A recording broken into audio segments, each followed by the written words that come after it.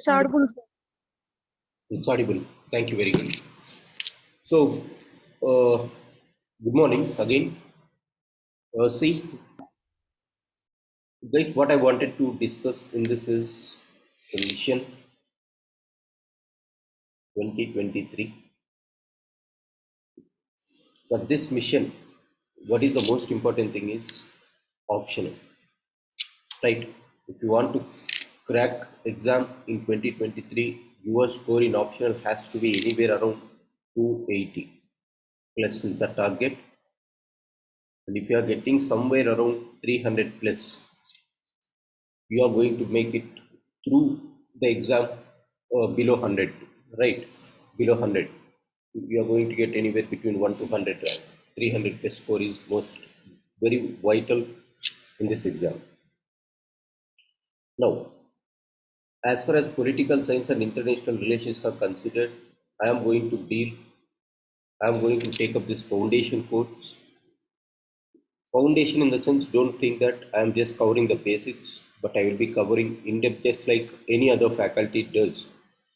Right. In fact, I will be asking you or preparing you to such an extent that where others won't ask you to prepare some good standard textbooks also.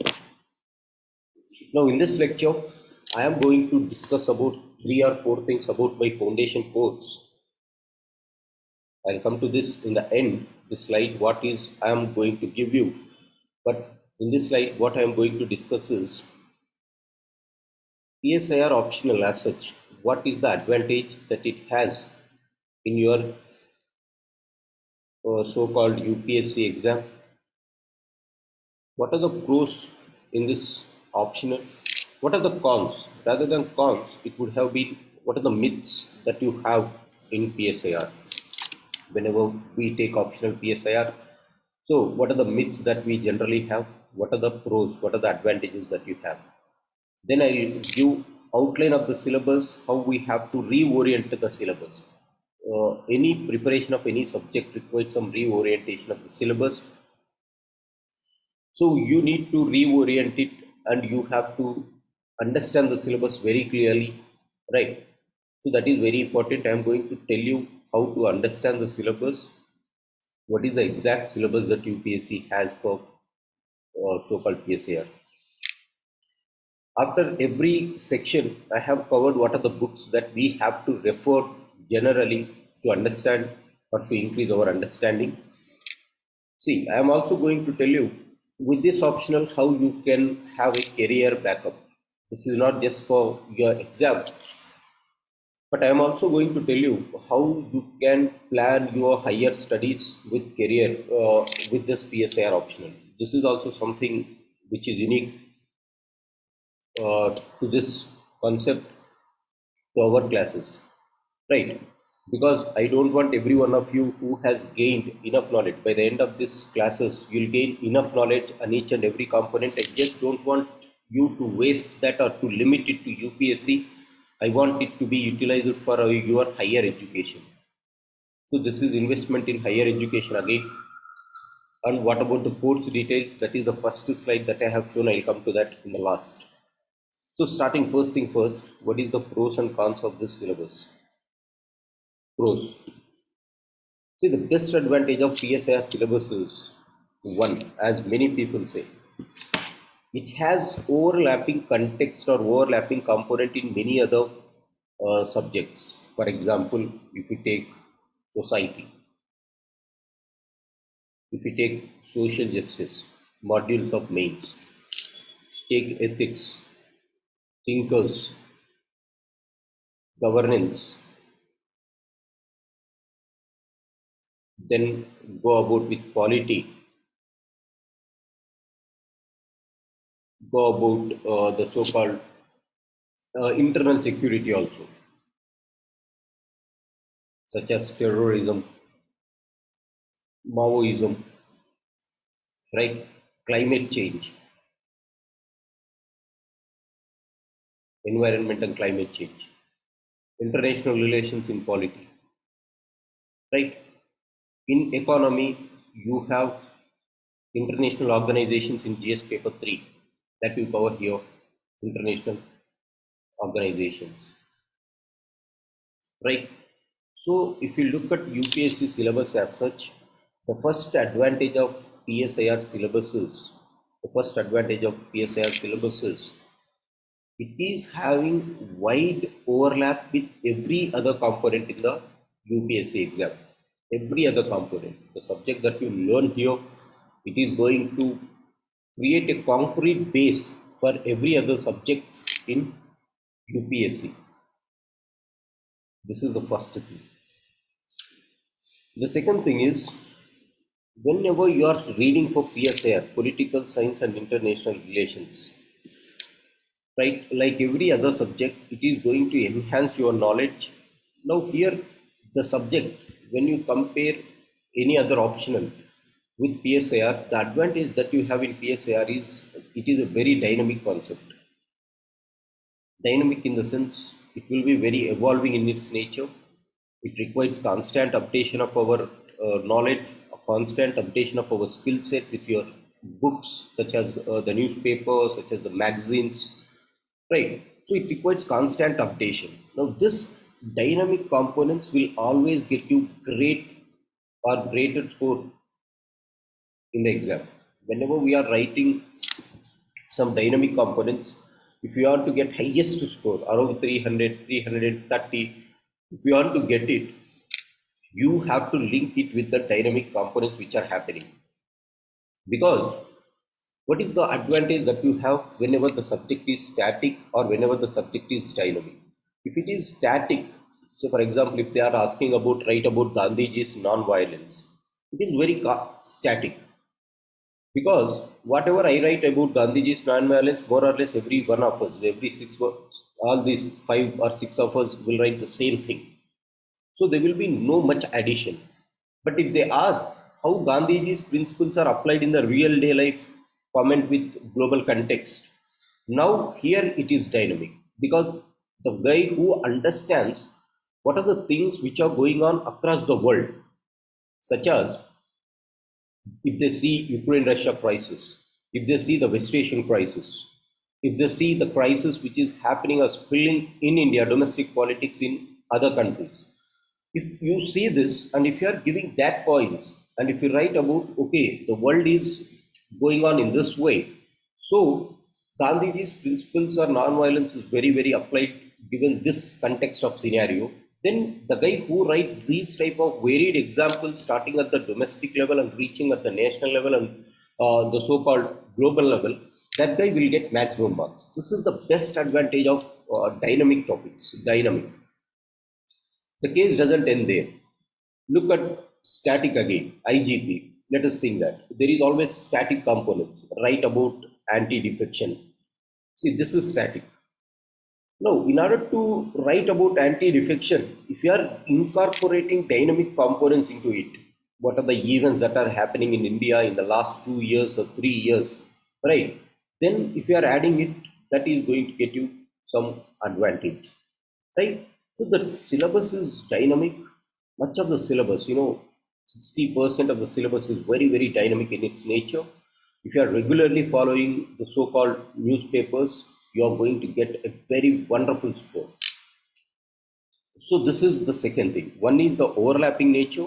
The second one is the dynamic nature of the paper. The third advantage that you gain here is your analytical skills. Analytical skills.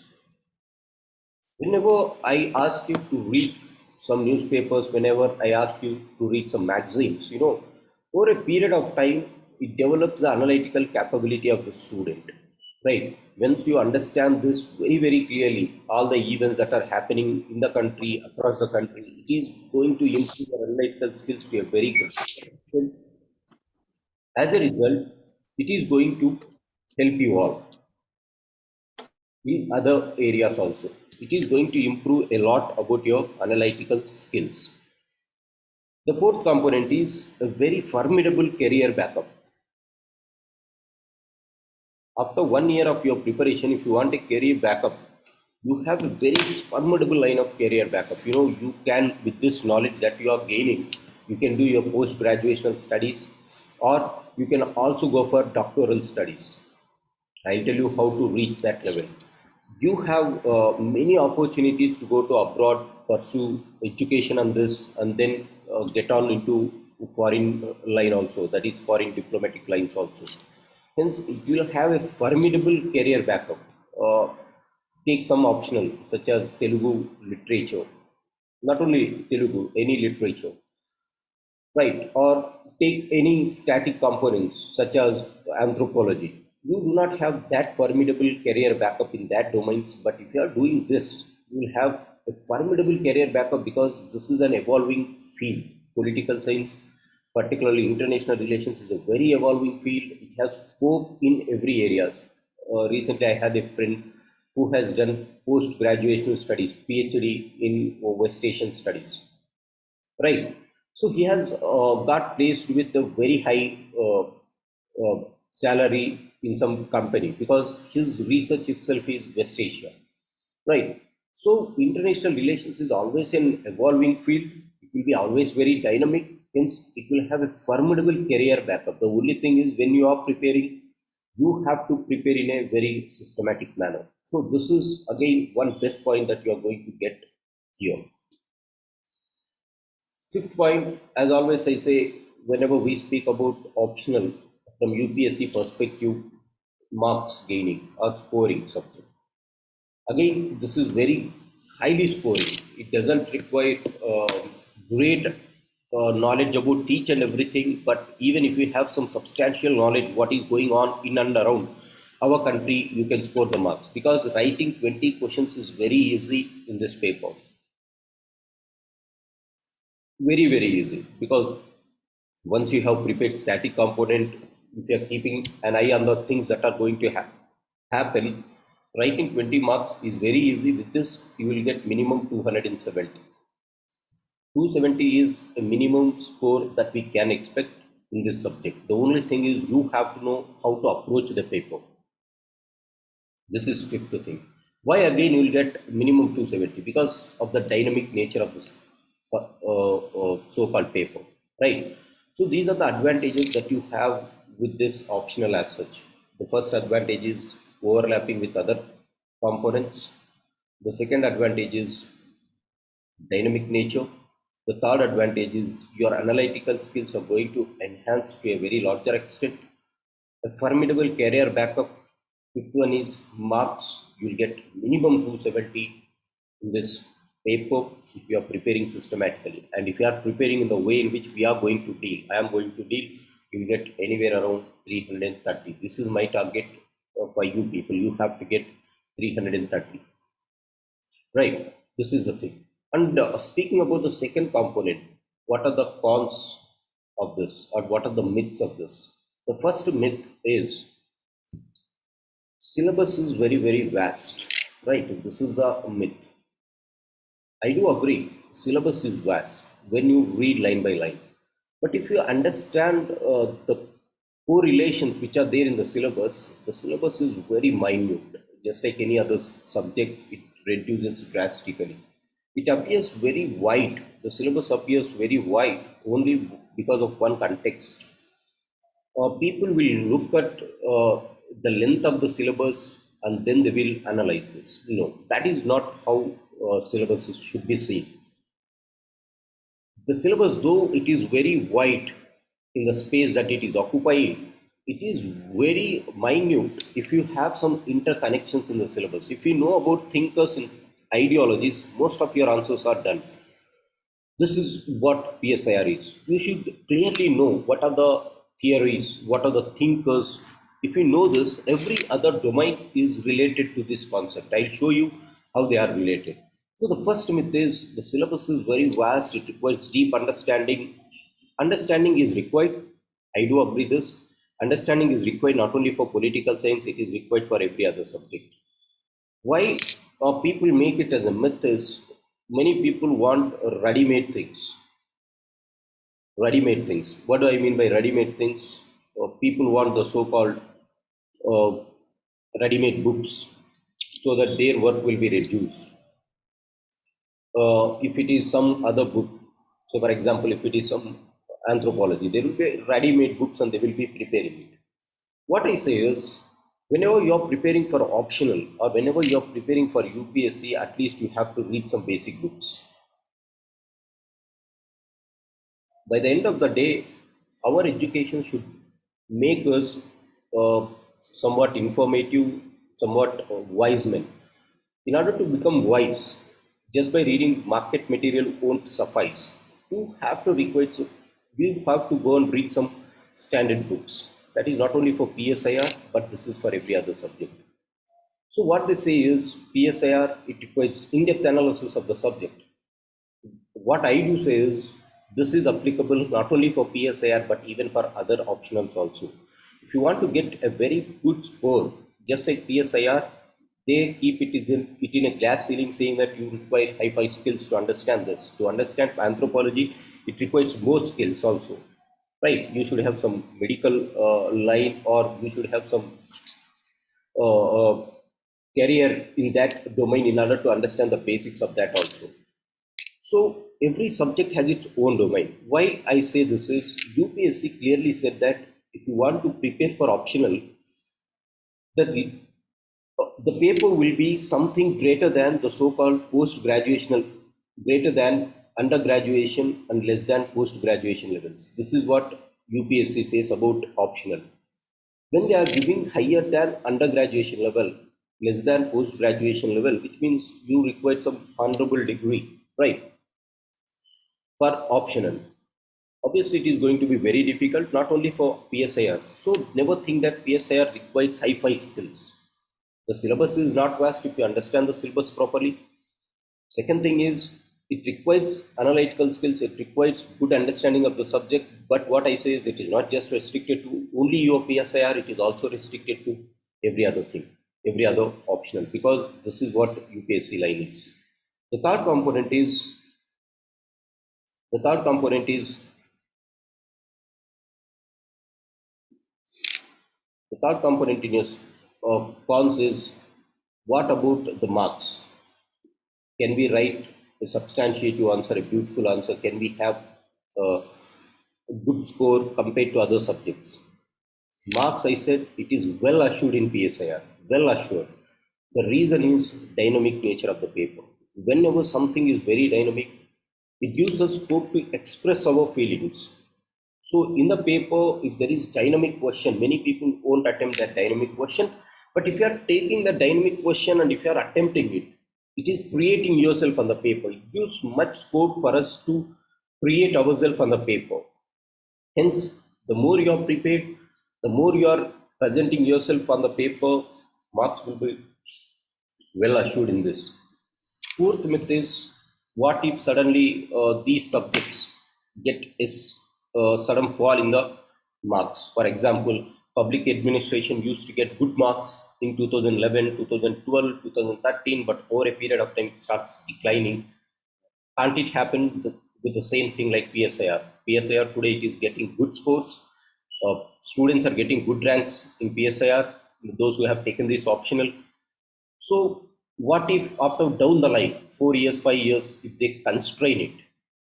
See, for this, my answer is if you have prepared the syllabus very well, right? Whatever the toughness of the paper is, you're going to attempt it.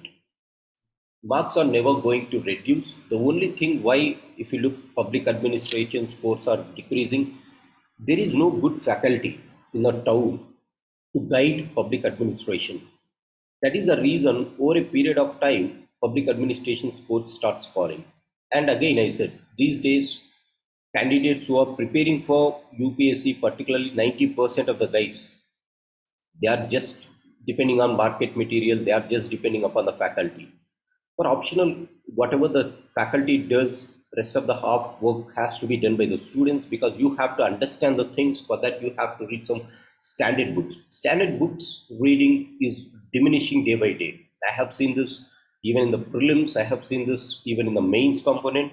Students are more attracted to the so-called market material, whatever is readily available. But always I say there is a lot of difference between reading the original text and reading some concise notes someone has prepared with 50 pages or 60 pages. No. If you want to enhance your subject skills, always what it requires is in-depth analysis of the subject. Standard books has to be referred. You have to read them. You have to improve your analytical skills. Then only marks will come. Otherwise, any subject, even if you are taking mathematics, you can score around 220, 230. But that is not what we are here for. We want something which is around 270 plus, and all the guys who are listening or who are participating here, my aim is to get you people around 300, 330. That is what the ultimate goal of mine as far as this coaching is considered. So marks is well assured. Don't worry that it is going to take much time. It is vast syllabus. Though the syllabus is very wide, it has some way to approach. That I'll tell you. The second one is, don't have a myth that it requires greater understanding of the subject. It is applicable to each and every other subject also. Third thing, marks, it is well assured as long as you are updating your dynamic things. It is very well assured. Fourth thing is consistency in marks performance. Don't worry about consistency in mark performance as long as you are having a good skill on the subject. And fifth one, as I always say, for any optional, you require some test series, you require some best mentors, you require some peer group. PSIR peer group is increasing day by day. You almost have 6 members here for yourself. If you are joining for PSIR, then it will be like a collaborative effort, just like what you are doing for Mission Shiksha. It will be the same way. If you are collaborating together, if you are trying to understand the subject, if you are sharing that among yourself, over a period of time, it is going to add value, because in any optional, you should require some 2 to 3 best guys who understand the subject, whom you make a part of it. So it is going to help you. Second thing, how it is going to help you is, it is going to add the so-called, in the market you have test series. If not me, there are many people who are conducting test series for PSIR, and there are some really good people who mentor you in PSIR. I have personally seen Mr. Piyush Chaubey from GS4. Earlier he used to associate with GS4. Today he's having his own institution as such. So they are very good people to guide you in this market or in this PSIR optional. So don't worry about that. So this optional is something which is very fresh, which is so far seen as untouched by everyone. So only few people used to lay hands in this subject, but now the subject is expanding. You are also a front runner on PSIR syllabus. If you are catching hold at the very earliest stage, you, with a formidable career backup, you are going to become settled in your life. Not even if in UPSC, you can have a very good life in abroad also. So this is the thing, or these are the advantages. So don't go with the myths that it might take this time, marks might ready. No, nothing is going to happen. If it happens for every subject. But this subject, you have dynamic aspect. As far as dynamic aspect is considered, as far as you're preparing for that, it is not going to become a very difficult thing. This is what my point is whenever you are considering about PSIR, whether you have to join PSIR as such, whether you should not join. These are the pros, these are the cons of PSIR. Moving on, let's quickly dwell into the next thing, that is called how the syllabus is oriented. Like any other paper in optional, you have two papers in optional: paper 1, paper 2.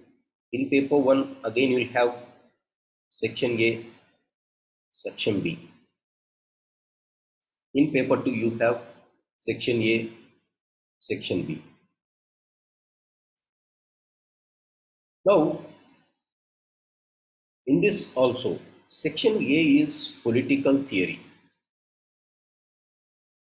Political theory in PSIR. Section B is Indian politics, Indian government and politics. Paper 2, section A is comparative politics and some concepts of international relations. Section B is application of concepts of international relations to India, that is India and its neighborhood, India and its bilateral relations or foreign policy relations. So there are 4 sections in this optional. One is political theory. It gives about what is political science, what is political theory, just like any other subject, how the domain or how the subject has evolved over a period of time. And then second component is IGP, Indian government and politics. This is about the domestic politics of our country. Particularly, it will be speaking on how your governance structure was there, how your political administrative structure was there, what are the various political parties which are existing, how the country was pre-independence, how the country was post-independence. You'll be studying all this. And then speaking to paper 2, it is something about comparative politics. In comparative politics, you will be comparing the domestic affairs of one country with the domestic affairs of other country. Then you'll have international relations key concepts. What are the major terms that we have in international relations, what they specify, what are the thinkers mean, that you'll study in section A of paper 2. And in section B, you're going to have India and its foreign policy. Right, this is a brief overview of the so-called optional of PSIR. Now, why many people say this subject is very vast? Because of section A itself, paper 1 section A itself, political theory and Indian politics. In this, political theory is one thing which makes people to understand, or which makes the subject to appear at as very wide.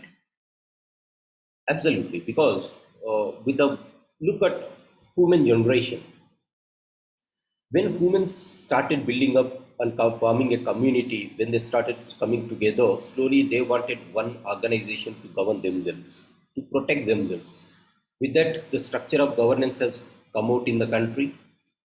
And slowly, from that day onwards, many people started thinking about how the governance structure has to be there. So the roots of political theory, it is not a very new thing. It is dating back to the human civilization, right from the father called Socrates, from Socrates to Plato, Aristotle. So these are the gentlemen way back somewhere around 300 BC, 400 BC, they have given their concepts, right? So that is a reason over a period of time, it has a very long, political theory has a very long history. As a result, it appears that we have to study all these guys and the syllabus is very vast. That is what it makes people to think subject is very vast. This component makes people to think that PSIR is very vast. I do agree on this component because you have many thinkers. In order to understand the subject, you have to understand it from the so-called that person who started telling about the so-called governance, particularly the so-called Socrates, Plato. So they are the persons who laid the foundations for this. We have to understand that, and then we have to move on. So that appears to be wide. But the rest of the things, this is very limited. International relations is a very new topic. The domain as such, international relations, has evolved only after the Second World War or First World War. So it doesn't have a history of more than 100 years, right? If it has history, if the subject has some history, this is because of this section A. Just like Balakrishna says, right? History means, or lineage means our family. So Balakrishna family is this, but this is not that family. This is just 100-year history. Nothing new. It is a very new discipline. No need to worry at all. Look at Indian government and politics. Much of these things are again post-colonial period, that is post 1947. We have come not even across 75 years of year independence. So again, this has not a great history, but a history of 75 years. So these three things are going to reduce your syllabus very narrow, very narrowly. So this is going to make your syllabus very, very easy. So one component is just by looking at political theory, people say that the subject is very vast. No, don't go with that domain, because one section is 125 marks. Each section carries 125, 125, 125, 125, which makes 500 marks, right? So in this 125, if this is very vast, but the rest of the things are very narrow. So this is the balancer that you have in this subject. But many people doesn't know this. Many people don't say this. I leave it to their discretion, right? But this is how we have to understand the syllabus first. Look, let's quickly go to and go through this syllabus. The first component is section A. Always remember it is political theory section. Whenever I say theory, obviously what is political theory, what are the meanings and approaches for it, how state is, what is nation, how state is seen from various thinkers, liberals, neoliberals, Marxists, pluralists, post-colonial feminists. How justice, what do you mean by justice? What do you mean by equality? What do you mean by rights? What do you mean by democracy? What do you mean by concepts of power? What do you mean by political ideologies? What do you mean by political thinkers? Indian political thought, and then the last one is Western political thought. I think Western political thought was missed, right? So the 10th component is Western political thought. Now, whenever we study this, the entire game lies in understanding the so-called ideologies. Are your topic 1, topic 2, topic 3, this topic, topic 4, topic 5, 6, 7, all lies, the roots of all lies in political ideologies in the 8th chapter. From 8th chapter, the rest of the chapters have broken out. 1, 2, 3, 4, 5, 6, 7. All these are sub-components of your political ideologies itself. So you have to understand in depth these things. Look at this: liberalism, socialism, Marxism, fascism, Gandhiism, feminism.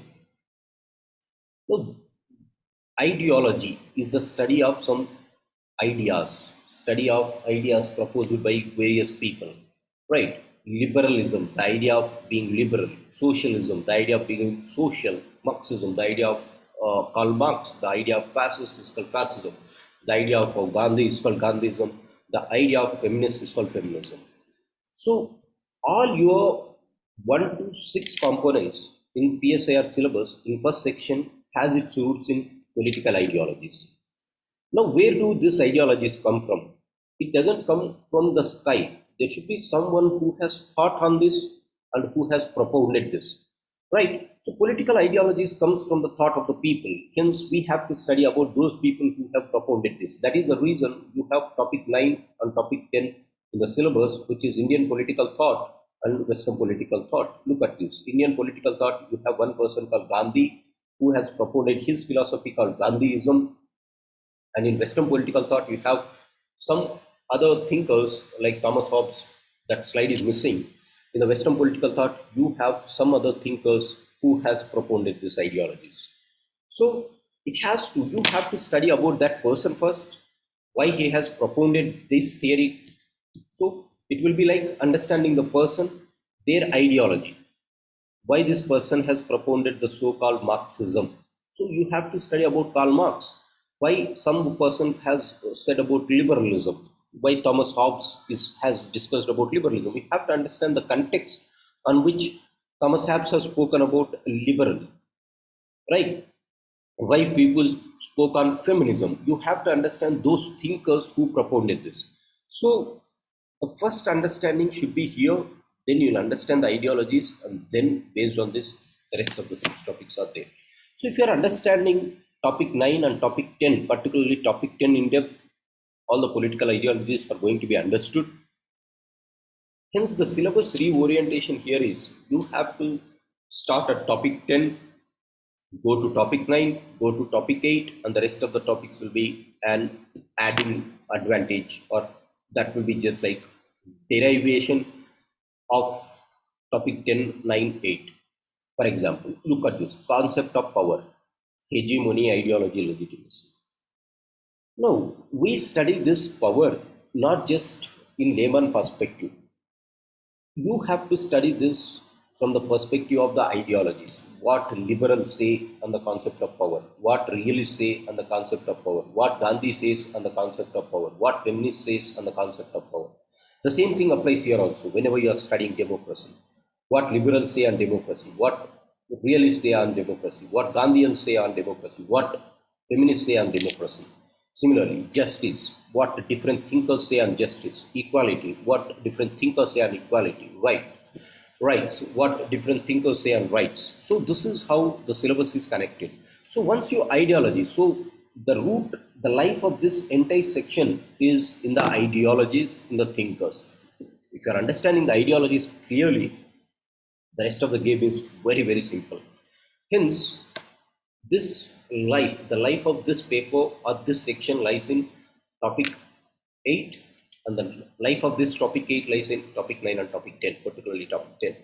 So this is how you have to go. Once you understand topic 10 clearly, topic 8 clearly, the rest of the game is over.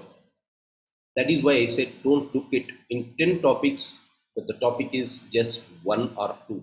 That is 10th, 9th, 8th. If you are having this 10 and 8 together, in your hands. The rest of the topic will be like a very, very easy thing. So this is the first thing that I wanted to say. Section A, political theory, very static part. Static in the sense you have to study from thinker Socrates. You have to study about these people. That is the reason it appears to be static, but again you can use the so-called dynamic concepts. How Gandhi is relevant today. You look at the present day context and you can write about Gandhiji in the present day context. How Karl Marx was relevant today, given the increasing inequalities between the rich and the poor, given the exploitation of the workers by the owners, right? So Karl Marx is always relevant. The only thing which will not be relevant is Marx ideology of going and killing everyone. So this is how you can link the dynamic aspects again with the static component. This is called getting benefited of the subject. Hence, section A is this. It is going to be very advantageous. I am going to tell you what are the books that you have to read. It is going to disconnect. I'll immediately join you people through another link, right? So it is going to get disconnected within less than 1 minute. So that is the thing. Hope you got a fair idea about section A, how it is going to, or how the syllabus is reoriented as such.